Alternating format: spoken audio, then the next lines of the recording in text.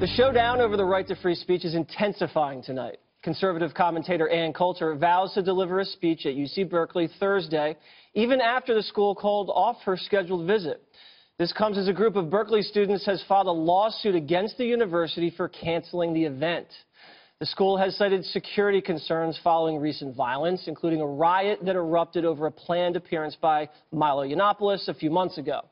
But the Berkeley College Republicans say the school violated the group's right to free speech.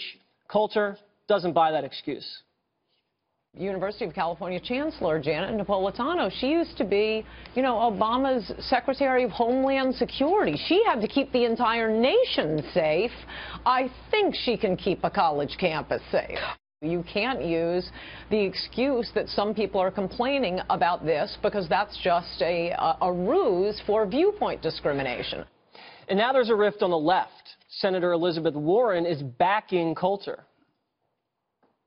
Coulter has just gotten a much bigger platform because someone tried to deny her a chance to speak. My view is let her speak and just don't show up. And Senator Bernie Sanders is defending Coulter's right to speak without fear of violence. But former DNC Chair Howard Dean doesn't appear to be a fan of free speech. Here's the tweet from you. Hate speech is not protected by the First Amendment. Okay, talk about this. Explain this. That's actually true. I think Berkeley is within its rights to make the decision that it puts their campus in danger if they have her there. All right, so Greg, I'm going to start with you because I think you went to the school, Berkeley, yes. And it seems like hate speech is just speech that liberals don't like listening to. No, it's a great scam. The security concern argument, what they're saying is we are not blocking free speech. We just can't protect you from people who will harm you over free speech. Right. So imagine if a lifeguard said, we normally give you CPR, but we're not going to give CPR to Democrats. Or, firefighter says there's a 4-alarm fire on 6th Avenue. Fox News, sorry, that's not how it works. You do your job. People are going to protect her no matter what. They're called the police department. What these activists are actually doing is they're increasing risk for violence by removing a key step in between anger and peace, which is conversation. This is Sharia law for snowflakes.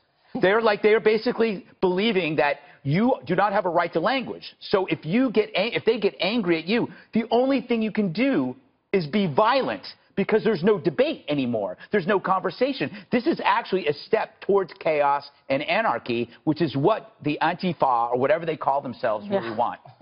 I don't think it has anything to do with hate speech or the Constitution. I think it's all about politics. Because if you look at a guy like Bill Maher, for instance, he says so many hateful things. Or President Obama sat in Reverend Wright's church for 20 years. He said a ton of hateful stuff. There were no protests about that. Well, I was trying to think, is there an instance where there's been a conservative group that complained about a speaker that came to their college campus? I can't remember. I don't think there actually is. And so it probably is politics, but it's also this weird thing that these younger people seem to think that speech that they don't like is equated with violence.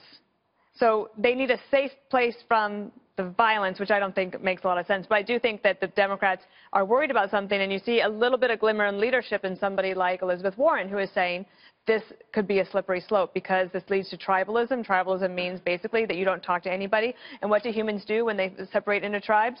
Fight violently. Yeah. Sectarian violence, yeah. That's right. What does it say about the Democratic Party that Elizabeth Warren and Bernie Sanders, they're the voice of reason, and they're making Howard Dean step back? Right. Well, okay, but the screamers, thank God. The problem is that, everybody should be championing the same cause. This should be something where everyone is united, left, right, center, to say we support and applaud the First Amendment. Free speech in this country is one of the most important principles that has founded this country in terms of fighting for our liberty and our freedom to be able to do that and to be able to disagree.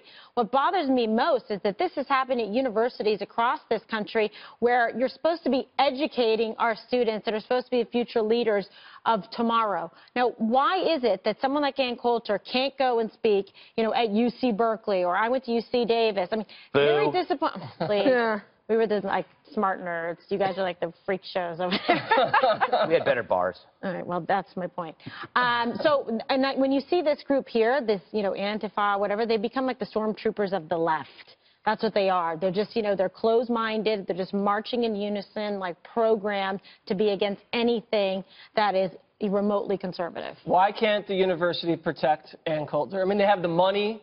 They have the manpower. Why can't they do it, Bob? Well, first of all, let me just say how disappointed I am in all of you suggesting that this has something to do with the Democrats and liberals.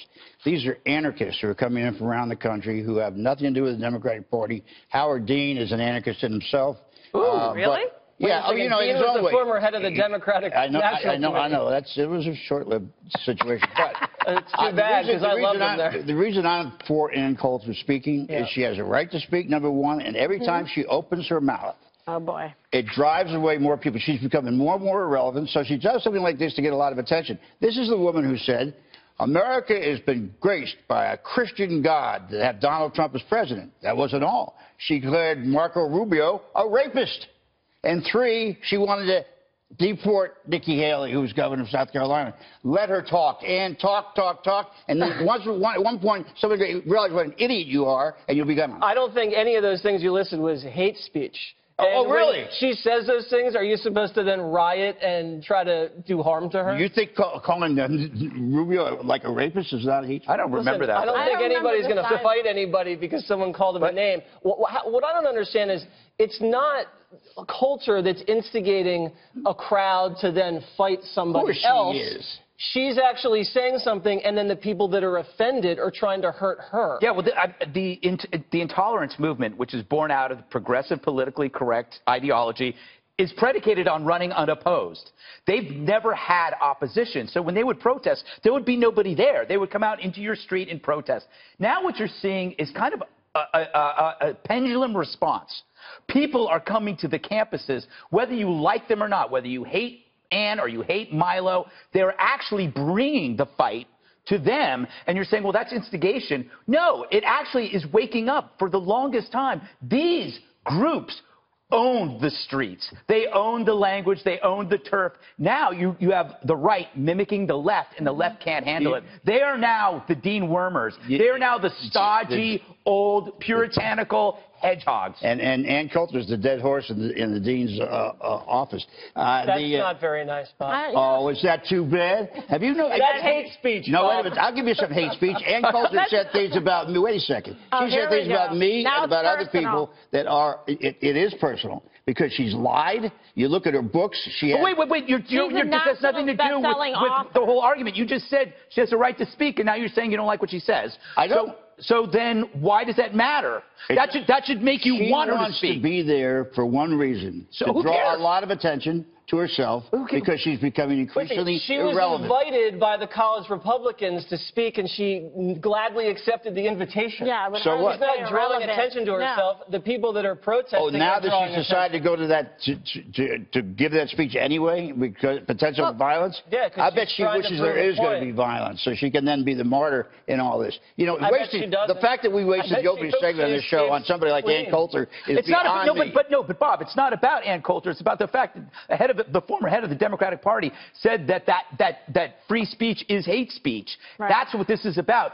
And you even said she should speak. Now you're getting bogged down in the things you don't like about her. So you're making the irrelevant point. That's why I want her to speak, because every time she speaks, people get to know more about her and realize what and every time she speaks and people get violent, it makes the left look even worse. I know. It doesn't, because let's get some sanity here, because the wheels came off the ball bus. The Cambridge definition. No, you're going to defend Ann Coulter now. No. I'm going to educate you. Open up your mind, Bobby.